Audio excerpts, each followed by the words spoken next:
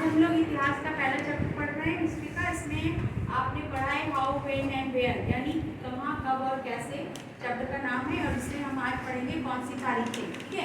इनमें सबसे महत्वपूर्ण देखेंगे कि इनमें बहुत सारे गवर्नर जनरल आए, उन तारीखों को किस तरह से याद किया गया उसके बारे में जानेंगे। इससे पहले हम लोग ये जान लेंगे कि गवर्नर जनरल क्या होता है, वाइसराय क्या होता है।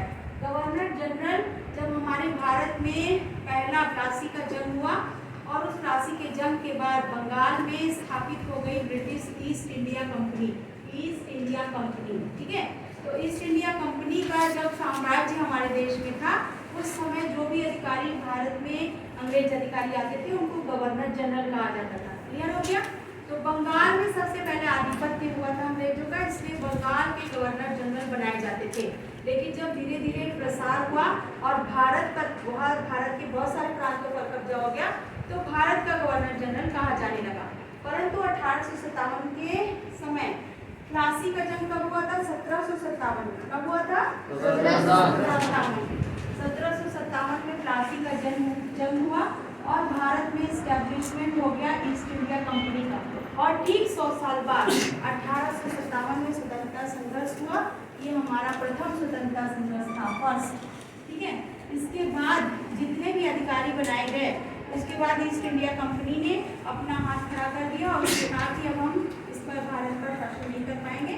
तो सीधे ब्रिटिश क्राउन के अंडर में शासन चला गया और तब भारत में ब्रिटिश क्राउन यानी रानी विक्टोरिया का राज हो गया और उनके समय में जो भी अंग्रेज अधिकारी आते थे उनको वाइसराय कहते थे। क्लियर हो गया।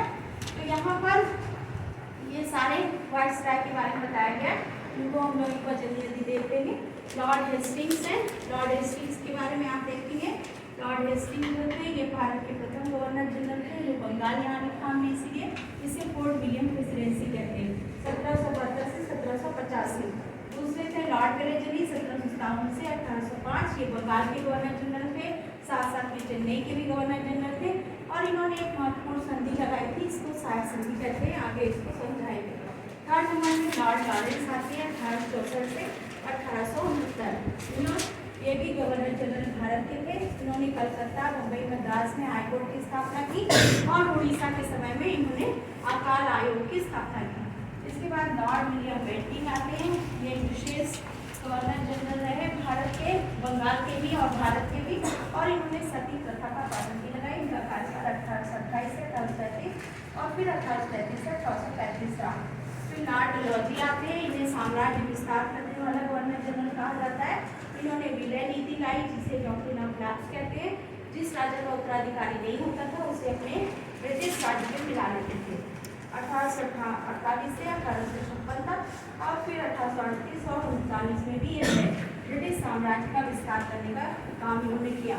फिर आते हैं लॉर्ड कैनिंग, ये 1812 से 62 तक रहे।